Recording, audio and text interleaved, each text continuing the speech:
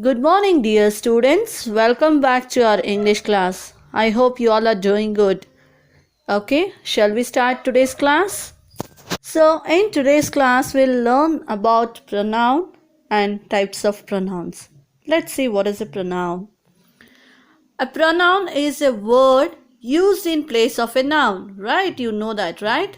Pronoun is a word used in place of a noun where instead of repeating the name again and again, the special name, whatever is given to a person or an animal, instead of repeating again, we use pronouns there. So, that is example he, she, they, them, I, yourself, myself, itself. Understood? Mine, yours, etc. Now, let's move on to types of pronouns. In that, first let's see what is personal pronoun. In a grammatical sense, a personal pronoun is a pronoun that is related mainly to a particular person. Personal pronouns are not limited to people and can also refer to animals and objects. So, as per English grammar, what is a personal pronoun? So, it is a pronoun which is related to particular person. Okay, particular person it is related.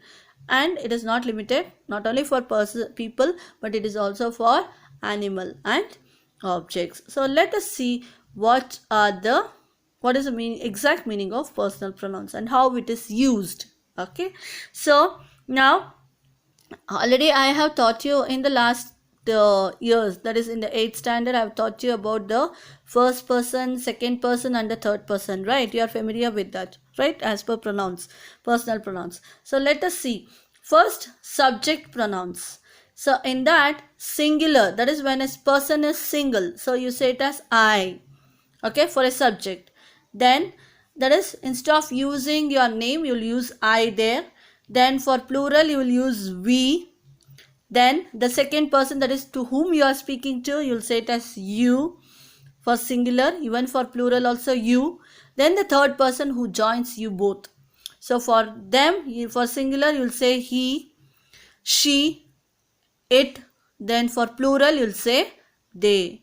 Then next, coming to possessive pronouns. So possessive pronoun is nothing but where you will have an ownership. Okay, that is for singular, you will say it as mine, it's mine. Okay, so then for plural, you will say it as our, ours. Okay, for my, our, for mine, ours. Okay, then second person, for the second person to whom you are talking, your, okay, for singular and plural. Then for mine, ours. Then yours, yours. Then for the third person, when you use my there, in place for the third person, you can say it as his, her. Then for plural, their. Okay, then for mine, what you will say for the third person, hers, its, that is for animals. Then theirs. Okay, then object pronoun. So let's see what is the object pronoun there. Me, it's me. Okay, then us, for me, what is the plural form? Us. Then second person, you, then for the third person, what you'll say for singular? Him, her, it, for object and animals. Then for plural, you'll say it as them. Okay, next, coming to demonstrative pronouns. So demonstrative pronouns are used to show or identify one or a number of nouns that may be far or near in distance or time. They are only 4 in number, that is this, that, these and those. So what is demonstrative pronoun? So this is a pronoun which is used to show where the thing is, whether it is far or near. Okay, only 4 pronouns are there in this, that is this, that, these and those. So this is used when the thing is nearer and also singular. Okay, and also when the thing is singular, and when the thing is nearer and when it is in plural, you use it as these. Okay, then for if the thing is too far, for that you use it as that. Okay, the pronoun that is used. And for plural form, what you will use? Yes, those. Okay, Clear now? You have understood now this demonstrative pronoun? Yes. Now let's move on to the next type of pronoun. That is relative pronouns. Let's see what are relative pronouns. Relative pronouns take a place of nouns or pronouns. They are called relative pronouns because they always relate back to something or someone else. They are used to join two sentences about the same person or thing. So what are relative pronouns? Yes, it takes the place of both nouns and pronouns, and they come in the middle of the sentence which joins two sentences there. Okay, so that is the both sentences are related to each other, but the sentences should be related to each other and it will join that sentence. Okay, so let us see what are those pronouns. So relative pronouns examples are who, whose, whom, which and that. So let us see how they are used. Who is replaced the subject pronouns, that is I, she, he, we and they. In place of I, she, he, we and they, we can use who. For example, this is the man who broke the window. Then whose, that is ownership, shows the ownership. She knew the family whose house we bought. Okay, so it shows that. Then next, whom, it is refers to a object, that is me, her, him, us and them. Okay, see how they are used in the sentence. They have found the lady whom they want to interview. Okay, that is the whom, that is the lady. Okay, then which is used, my precious blue lamp which was in the room was broken. Okay, which is used especially for the things what is doing there, clothes.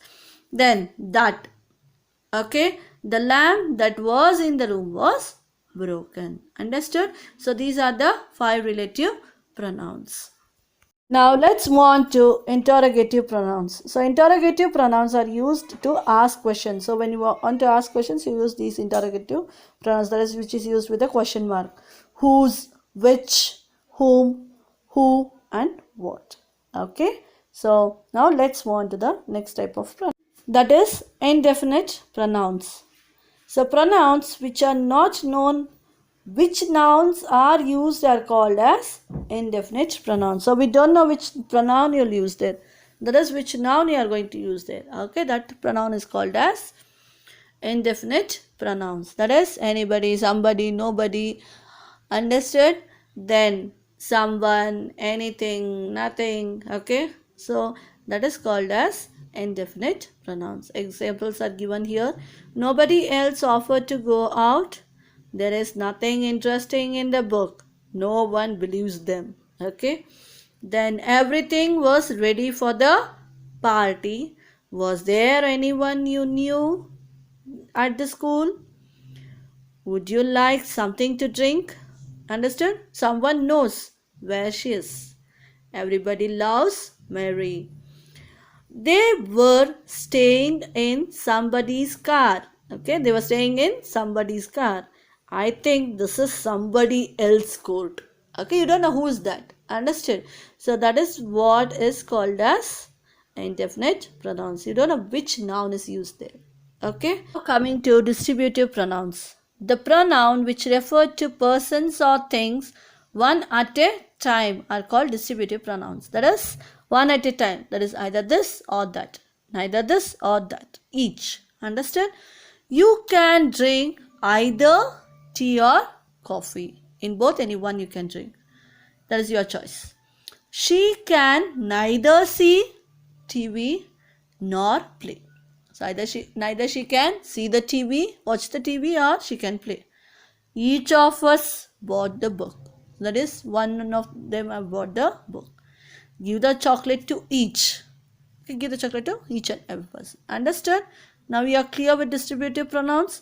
That is, it refers to a person or thing one at a time. Okay, any one.